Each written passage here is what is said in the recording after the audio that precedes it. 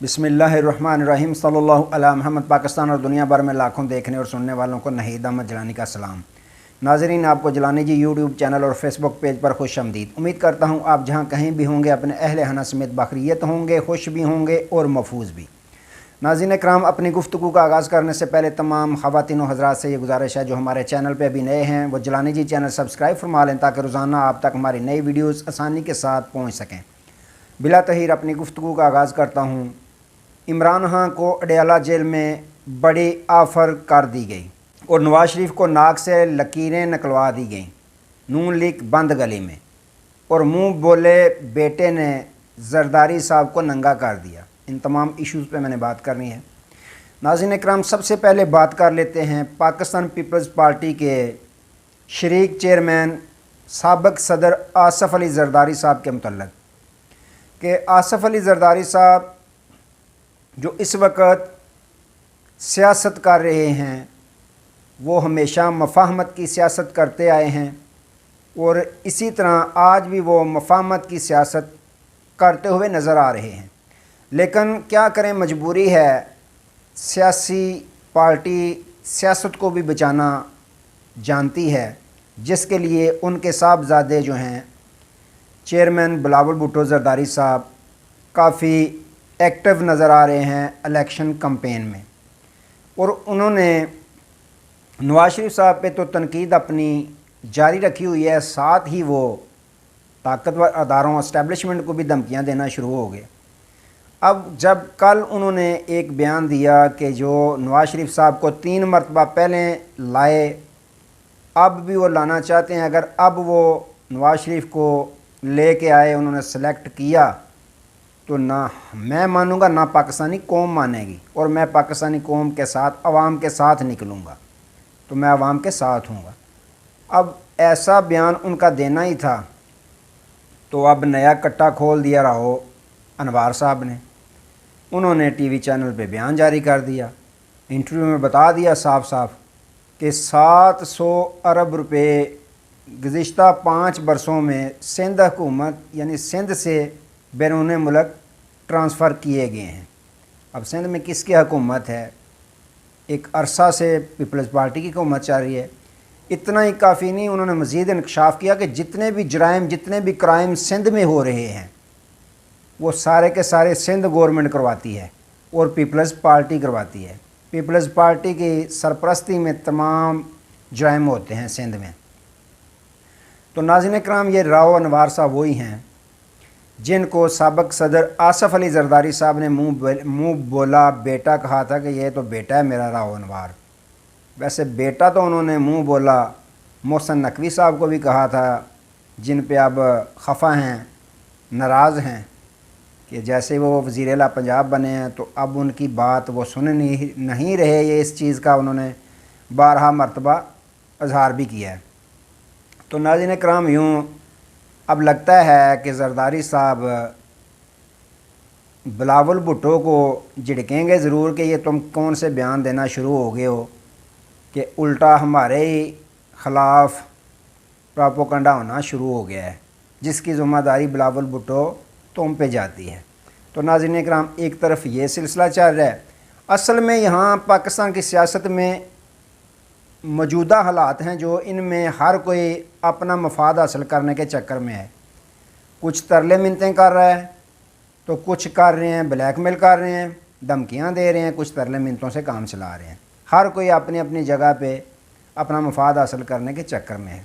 دوسری جانب رخ کریں اگر مسلم لیگ نون کے طرف، تو مسلم لیگ نون کے قائد جو میاں نواز شریف صاحب آئے تھے کہ خان صاحب بند ہیں، خان صاحب تو گرفتار ہیں، جیل میں ہیں، تو ہو سکتا ہے عوام مجھے سر پہ بٹھا لے گی، کندھوں پہ اٹھا لے گی کہ نواز شریف آیا ہے، بھائی عمران خان تو اندر ہو گیا، نواز شریف صاحب آئے ہیں، آتے ہی حکومت بنائیں گے اور ملک کے تمام قرضے جو ہیں وہ قرض اتارو، ملک سنوارو، جس طرح انہوں نے چلایا تھا قرضے بھی اتار دیں گے، تو ایک ترقیاتی دور شروع ہو جائے گا میاں نواز شریف کے آنے سے۔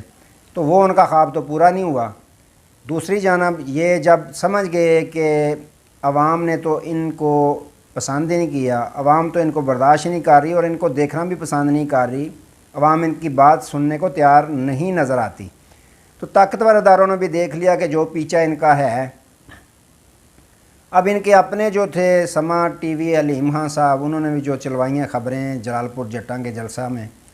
तो नाज़रीन इकराम, ये मियां नवाज शरीफ साहब जैसे ही आए वो वज़ीर आज़म पाकिस्तान बन के आए थे। प्रोटोकॉल देखें तो उनको तमाम तरह की सहूलियात तो वो तो वज़ीर आज़म वाली हैं, लेकिन उन्होंने ये भी कहा कि मैं इस्तेकाम पाकिस्तान से सीट एडजस्टमेंट नहीं करूँगा।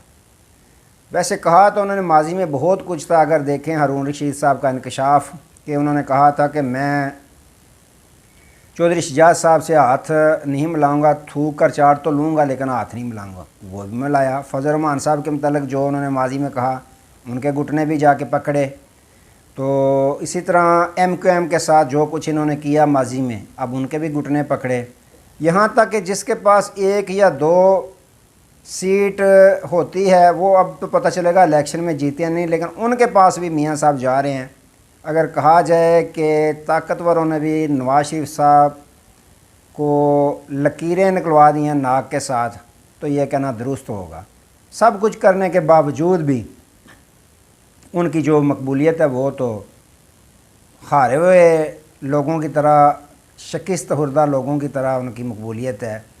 नाज़रीन इकराम, एक बात मैं आपको बता दूं, जब भी कोई अमूमन देखा है टूर्नामेंट होता है, गांव में होता है, शहरों में होता है, तो जो टीम होती है कमज़ोर, वो टीम क्या करती है, फिर दूसरे शहरों से, दूसरे गांव के लड़कों खिलाड़ियों को दावत देती है, अपनी टीम में शामिल करती है, उनको दावत देती है, जिसको कहते हैं कि मांगे टांगे खिलाड़ी वो लाते हैं। उनको पता होता है हमारी अपनी टीम कमज़ोर है, तो फिर वो खिलाने की कोशिश करते हैं। ये कौन करता है? जो कमज़ोर टीम होती है। जो टीम मज़बूत होती है वो किसी को दावत नहीं देते, किसी खिलाड़ी बाहर के शहर के या बाहर के गांव के खिलाड़ी को दावत नहीं देते। दावत हमेशा वही टीम देती है जो कमज़ोर होती है, जिसको पता होता है कि हम कमज़ोर हैं, बॉलिंग में कमज़ोर हैं या बैटिंग में, तो वही टीम जो है वो दावत देती है।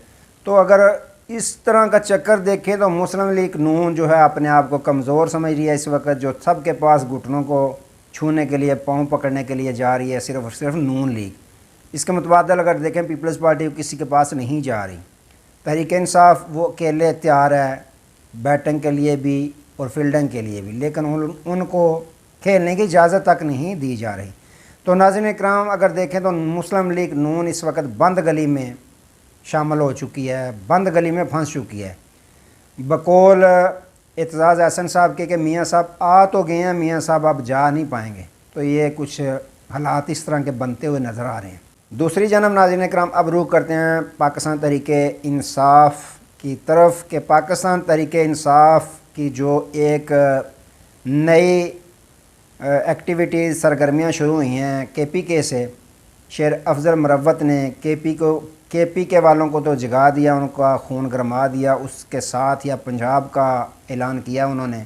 तो पंजाब में भी जो पंजाबी हैं वो भी जाग गए हैं। ज़मान पार्क की रौनकें दोबारा देखें तो बहाल होना शुरू हो चुकी हैं। कल जो देखा आपने कि रैली एक निकली, औरतें, ख़वातीन, बच्चे भी उसमें शामिल थे, मोटरसाइकिल रैली, और रैली चलेगी फिर ज़मान पार्क में लोगों ने खूब नारे लगाए खान साहब के हक़ में। और पाकिस्तानी कौम, पंजाब क्या पूरे पाकिस्तान की कौम जो है वो इस वक्त इमरान खान साहब के साथ खड़ी नज़र आ रही है। तो नाज़रीन इकराम, दूसरी आपको पहले भी खबरें काफ़ी मिलती रही हैं कि इमरान खान साहब को अडयाला जेल में आफरें हो रही हैं, मुलाकातें भी हो रही हैं। तो उसकी तस्दीक आज जवेद सलीम साहब ने की है। उन्होंने किया कि खान साहब को आफ़र हुई है कि आप पंजाब में भी हुकूमत बना लें, आप KPK की हुकूमत भी ले लें, लेकिन वफाक में आप अपोजिशन में बैठ जाएँ। आपने ये शोर करना है, कर लें कि धांधली हुई है इलेक्शन में वगैरह वगैरह, मुझे लेवल प्लेइंग फील्ड नहीं मिली वगैरह वगैरह, जो करना चाहें कर लें, लेकिन आपने खामोशी से ये कदम नहीं उठाना। यहाँ आपने खामोश रहना है कि मैं लॉन्ग मार्च करूँगा, मैं ये करूँगा, अफरा तफरी फैलाने की कोशिश, ये आप नहीं करेंगे। लेकिन नाज़रीन इकराम, उस शेर ने, उस लीडर ने जो इस वक्त उम्मत मुसलमान का लीडर है जवेद सलीम साहब के बकौल के, उन्होंने साफ़ और चिट्टा जवाब दे दिया है कि मैं कोई इस तरह की डील कबूल नहीं करूँगा। वो पुरानी बात पे खड़े हैं, ना झुका था, ना झुका हूँ, ना झुकूँगा, डटा था, डटा हूँ और डटा रहूँगा। तो नाज़रीन इकराम, यूँ खान साहब को आफर दोबारा हुई है, लेकिन उन्होंने चिट्टा جواب دے دیا ہے۔ تو یہ معاملات چاہ رہے ہیں۔ آج تک کے لیے دوبارہ نئے موضوع کے ساتھ آپ کی خدمت میں حاضر ہوں گے، تب تک کے لیے اجازت دیجیے، اپنا بہت سارا خیال رکھیے گا اور اپنے اس چینل کا بھی۔ اللہ حافظ۔